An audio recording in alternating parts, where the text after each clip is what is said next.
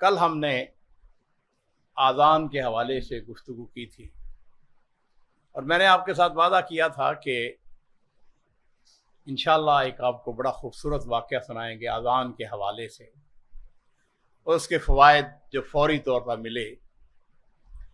لیکن میں آپ سے ایک تجویز دینا چاہوں گا. وہ یہ ہے کہ کسی ایسی انوکھی جگہ پہ جائیں, کسی اونچی جگہ پہ جائیں, وہاں جا کے آذان دیا کریں. اس کی میں کوئی شرعی حیثیت نہیں بیان کرنا چاہوں گا. مثلا میری اپنی عادت ہے, مجھے بڑی دیر کی بات ہے, ایفل ٹاور دیکھنے کا بڑا شوق تھا. اس کے اوپر گئے, سب سے اوپر میں نے وہاں پہ جا کے آذان دی. میرا ایک شوق تھا. اس طرح دیوار چین پہ گئے تو وہاں پر جا کے آذان دی. اس طرح ساؤتھ افریقہ میں وہ آخری جو کنارہ ہے وہاں پر گئے, وہاں پر بھی آذان دی. مجھے یاد آ رہا ہے کہ قرطبہ کی مسجد, اس میں جانے کا اللہ نے اتفاق مہیا کیا تو وہاں پر بھی میں نے آذان دی. یہ علیحدہ بات ہے کہ وہ لاؤڈلی نہیں تھی, اس لیے کہ میرے آگے پیچھے اتنی سیکورٹی تھی کہ انہوں نے ہمیں چھوڑا ہی نہیں تھا. یہ اصل میں ہوا یوں کہ ہمارے ایک بہت بڑے شاعر تھے, ان کا نام تھا بابا علی سمسام رحمہ اللہ.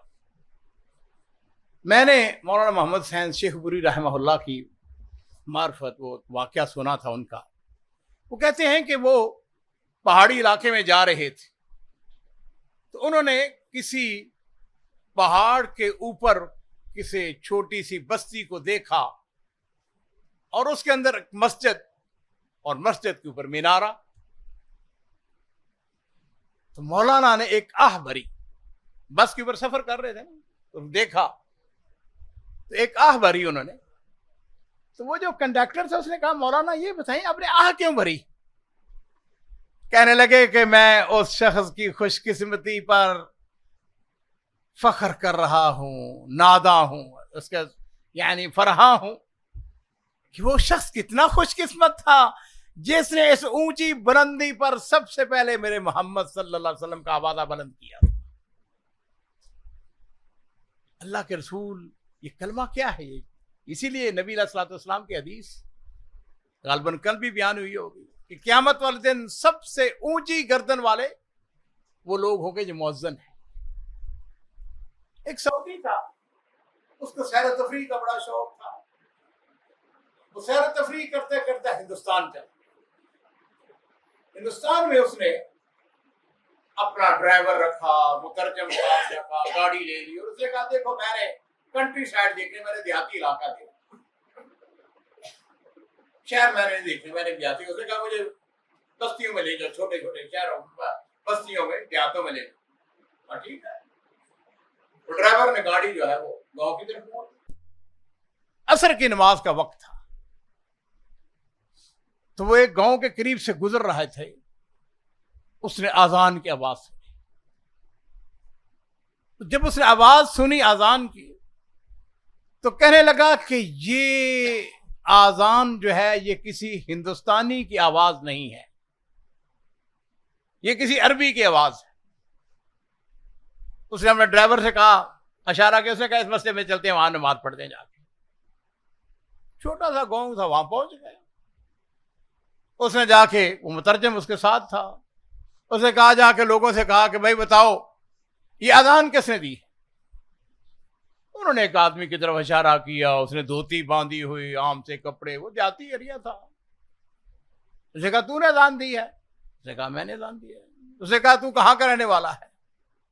اس نے کہا یہاں کا رہنے والا کو. اس نے کہا نہیں تو یہاں کا رہنے والا نہیں, تیرا جو لہجہ ہے یہ احساوی لہجہ ہے.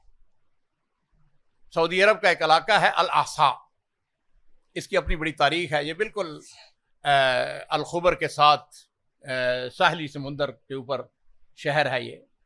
اس نے کہا کہ یہ وہاں کا لہجہ ہے, تو سعودی ہے؟ اس نے کہا نہیں میں سعودی کہاں, میں یہ دیکھو یہ میرے بچے ہیں, یہ میرے نوجوان بچے. اس نے کہا نہیں چلو پہلے نماز پڑھتے ہیں. نماز پڑھنے کے بعد اس نے پھر اس کو گھیر لیا. اس نے کہا بتاؤ تم کون ہو؟ اب آدمی جتنا بھی آدمی اپنے آپ کو چھپائے, اپنی مادری زبان کو چھپائے.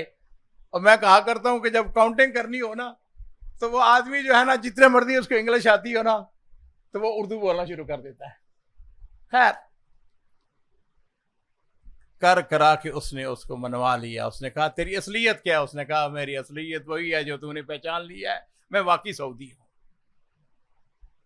اس نے کہا پھر تو یہاں پہ کیسے آ گیا ہندوستان کے اندر, اور یہ تیرا حلیہ, یہ چھوٹا سا گاؤں اس کے اندر. اس نے کہا اس کے پیچھے ایک سٹوری ہے. نے کہا کیا سٹوری ہے؟ اس نے کہا تقریباً کم و بیش 35-40 سال گزر چکے ہیں. میری عمر اس وقت کو تقریباً 15-16 سال کی تھی, نوجوان تھا. میرے اپنے چچا زاد بھائی کے ساتھ یا قریبی کوئی رشتہ دار تھا, اس کے ساتھ جھگڑا ہو گیا, لڑائی ہوئی, میں تیش میں آ گیا. میں اندر گیا, گھر میں گیا, میں نے چھری پکڑی, چھری لے کے آ گیا اور میں نے اس کو ذبح کر دیا, قتل کر دیا. اب مجھے پتا تھا کہ بھائی یہاں کے قوانین اس کے مطابق اب مجھ کو قتل کر دیا جائے گا. میں نے اپنی جان بچانے کے لیے ساحل سمندر کا رخ کیا. کوئی ڈاکومنٹ, کوئی کچھ نہیں میرے پاس تھا. ہو سکتا ہے کوئی تھوڑے بہت جیب میں پیسے ہوں. کہتا ہے کہ وہاں پر ایک بہت بڑا بحری جہاز تھا جو لنگر انداز تھا. کہتا ہے میں اس کے اوپر چڑھ گیا. سعودی تو تھا ہی, اور اس زمانے کی باتیں ہیں جس زمانے کو اتنی سختی نہیں تھی. بہرحال قصہ مختصر یہ ہے کہ وہ کہتا ہے کہ میں اس جہاز کے اوپر بیٹھ گیا, چھپ گیا, جہاز چل پڑا, وہ چلتے چلتے ہندوستان آ گیا. کہتے ہیں میں نے یہاں پر آ کر کسی طریقے سے نیچے اترا, ہندوستان میں داخل ہو گیا. میں اس بستی میں پہنچ گیا. یہاں پہ آ کے میں نے تھوڑا بہت مزدوری کی, کوئی زمین تھوڑی بہت خرید لی, دکان بنا لی, کسی نے مجھ کو رشتہ دے دیا. میرے الحمدللہ یہ دیکھو جوان بچے ہیں. اس نے کہا اب کیا چاہتے ہو؟ انسان مہما کان. اس نے کہا میرا دل جو ہے وہ تو اپنے وطن میں ہی اٹکا رہتا ہے. اس نے کہا اچھا اگر یہ بات ہے کہ تو میں پھر تمہاری مدد کروں گا. میں پورا وعدہ تو نہیں کرتا, لیکن میں کوشش کروں گا کہ میں کسی طریقے سے تم کو واپس لے جاؤں. اب اس نے قتل عمد کیا ہوا تھا.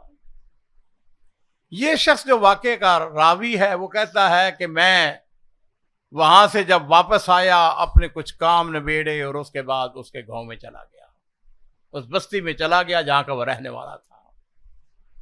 میں نے جا کے وہاں کی معلومات لی. وہ جن کا قتل ہوا تھا پتہ چلا ورثاء کون کون ہے.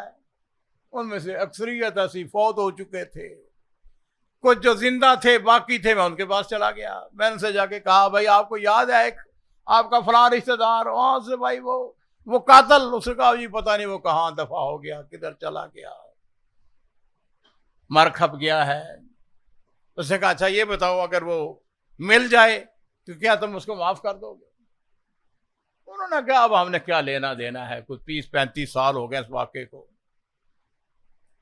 ویسے بھی وہ اس کے اصلی لواحقین نہیں تھے. تو عزیزو بات کو اختصار کرتے کرتے یہاں تک بات آئی کو ایک کے پاس گیا, دوسرے کے پاس, تیسرے کے پاس, جتنے ورثاء بنتے تھے سب سے اس نے لکھوانا شروع کر دیا.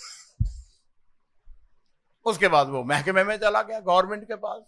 اس نے جا کے کہا کہ جی میں نے جو ورثاء ہیں فلاں کیس نمبر, کیس تو آپ کو وکلاء بیٹھے ہوئے ہیں, کیس تو باقی رہتا ہے محکمے میں.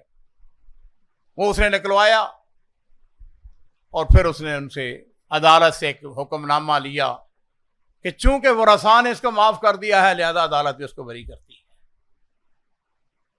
اس کے بعد وہ ہندوستان پھر آ گیا. اب آ کے وہ سعودی سفیر سے ملا. اس کو اس نے جا کے بتایا کہ یہ اور یہ اور یہ واقعہ ہے, یہ ہماری قوم کا بچہ ہے یا نوجوان ہے یا اب تو بوڑھا ہو چکا ہے. اس نے ان کو ویزا دیا اور پھر اس طریقے سے وہ اپنے وطن واپس آ گیا. یہ کرشمہ ہے ایک اذان کا. ہمارے مولانا بیٹھے ہوئے ہیں, یہ بعض کا ذرا سا کوئی اذان دے دو اس کے ساتھ تھوڑا سا سختی بھی کرتے ہیں, لڑتے بھی ہیں, کہتے ہیں بھائی تو نے میری یہ کیوں چھینی. آپ بھی کوشش کیا کریں. عزیزو میں نے بڑی جگہ اذانیں دی ہیں لیکن مجھے یاد آ گیا بات کے اختتام پر, شنگھائی میں مجھے ایک دفعہ چائنا میں موقع مل گیا اذان دینے کا. ہم نے الحمدللہ چائنیز زبان کے اندر قرآن پاک کا ترجمہ کیا ہے، اور اس دن وہ ہماری میٹنگ تھی قرآن پاک کے حوالے سے۔ وہ ایک مسلم ریسٹورنٹ تھا، تو مجھے اس کے مالکان نے بتایا، انہوں نے کہا جی انقلاب سے پہلے کسی موقع پر کسی زمانے میں یہ جگہ جو ہے یہاں پہ مسجد ہوا کرتی تھی، اور ہم نے یہاں پر ریسٹورنٹ بنا لیا ہے، اور ریسٹورنٹ کے اندر انہوں نے ایک کمرہ مختص کیا ہوا تھا مسجد کے لیے، نماز پڑھنے کے لیے۔ مجھے یاد ہے عشاء کا وقت تھا، کہنے لگے مجاہد صاحب عشاء کا وقت ہے۔ میں نے کہا یار بات سنو، چائنا کی سرزمین ہے اور یہ مسجد تھی کسی زمانے میں، اذان کا مجھ کو موقع دو۔ اور اللہ کا شکر ہے، نے کہا جی بسم اللہ، اور پھر میں نے وہاں پہ اذان دی، جماعت بھی وہاں پہ کروائی، اور اذان کی بات آئی ہے تو مجھے گنزو بہت بڑا شہر ہے، وہاں پر حج کا موسم تھا عزیزو، تو سبحان اللہ ایئرپورٹ کے اندر نا، جو کیا کہتے ہیں لاؤنج کے اندر، ماشاءاللہ ماشاءاللہ بابے بوڑھے عورتیں حجاب کیے ہوئے مسلمان بیٹھے ہوئے ہیں، اور نماز کا وقت تھا۔ اللہ نے پھر مجھ کو بھی وہاں پر بھی موقع دیا، وہاں پر بھی اذان بھی دی، اور اللہ کے فضل و کرم سے وہاں وہ کھلا کیریڈور تھا، وہاں پر لاؤنج تھا، اس کے اندر ہم نے جماعت کروائی، سارے جتنے حاجی جا رہے تھے وہ سب کے سب ماشاءاللہ انہوں نے نماز پڑھی۔ اللہ تعالیٰ بس قبول فرمائے، اور اللہ ہم سب سے راضی ہو جائے۔ وآخر دعوانا الحمدللہ۔